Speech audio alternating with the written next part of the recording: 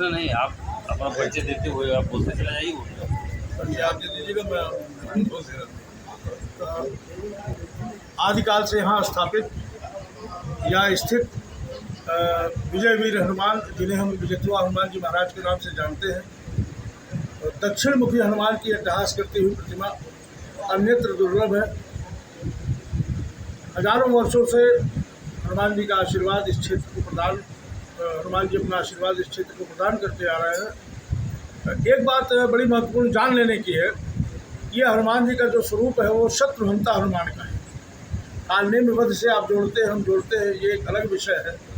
परंतु जो वीर रूप हनुमान की हम पूजा करते हैं उसमें ये उग्र रूप हनुमान जी है जो यहाँ स्थित हैं, और इनके पूजन से राहु केतु शनि के संकट अपने आप खत्म होते हैं, और शत्रु की बाधा जो है वो नियमित दर्शन करें। अगर आप हनुमान जी को तिल और गुड़ के बने हुए लड्डू लगातार चढ़ाते हैं शनिवार को, तो निश्चित रूप से आपके शत्रु आपसे पराभूत हो जाए। ऐसी हनुमान जी की महत्ता है, मान्यता है।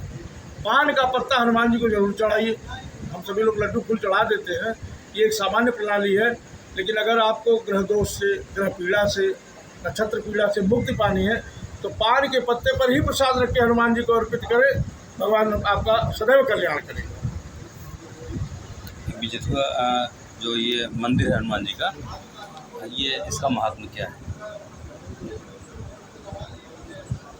विजयत्वा मंदिर की जहाँ तक बात है, मंदिर का जो अब तो स्ट्रक्चर बदल चुका है, उसका स्वरूप प्रारूप बदल गया है, परंतु हनुमान जी का जो मूल मंदिर है, जो गर्भगृह है, उसको ध्यान से अगर हम देखेंगे तो ये मौर्यकालीन स्ट्रक्चर है। मौर्य काल में इसी प्रकार के मंदिरों का जो स्थापत्य था इसी प्रकार का हुआ करता था। और आप ध्यान से देखें कि हनुमान जी के ठीक पीछे 3 बड़े आले बने हुए हैं, जिसमें मनुष्य आराम से बैठकर अपने क्रियाकर्म संपादित कर सकता है, पूजा पाठ का। तो यह मान लेने में कोई बुराई नहीं है कि तंत्र का सिद्ध स्थान था। और हनुमान जी के पीछे इसलिए हनुमान जी उग्र रूप में है, अट्टहास करते हुए मुद्रा में है, और उग्र देवता के समक्ष जाके कभी पूजा नहीं की जा सकती। शनि के समक्ष नहीं जाया जाता, चंडी के समक्ष सीधे बैठ के पूजा नहीं किया जा सकता। उसी प्रकार हनुमान जी की भी जो तंत्र साधना थी वो उनके पीछे बैठ के होती थी, ताकि आगे चल के हनुमान जी हमारे शत्रुओं को पराभूत कर सके और नष्ट कर सके। रही मंदिर की बात, तो आप ध्यान से ऊपर की तरफ देखें तो खंभों का जो स्ट्रक्चर बना हुआ है और जो शिखर का स्ट्रक्चर बना है, तो शिखर का स्ट्रक्चर आपको चित्तौड़ किले में भी मिलेगा। इस तरह का प्राचीन मंदिर जो टूट गए उनमें भी मिलेगा। वो भी मौर्यकालीन डायनेस्टी, मौर्यकाल का बना हुआ किला है। इसको इतिहासकार भी स्वीकार करते हैं, पुरातत्वविद भी।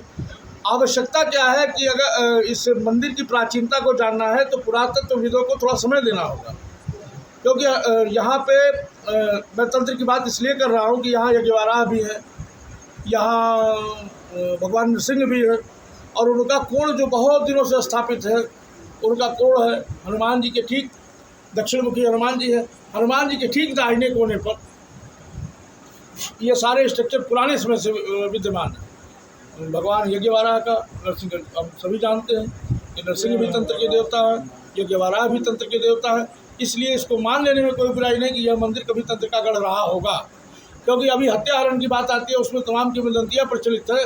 लेकिन जो मुझे मालूम है कि हत्याहरण का मतलब क्या था, मैं कभी विस्तार से आपकी इसकी विवेचना करूँगा जब उस स्थल पर रहूँगा। हत्याहरण कोई जगह नहीं है।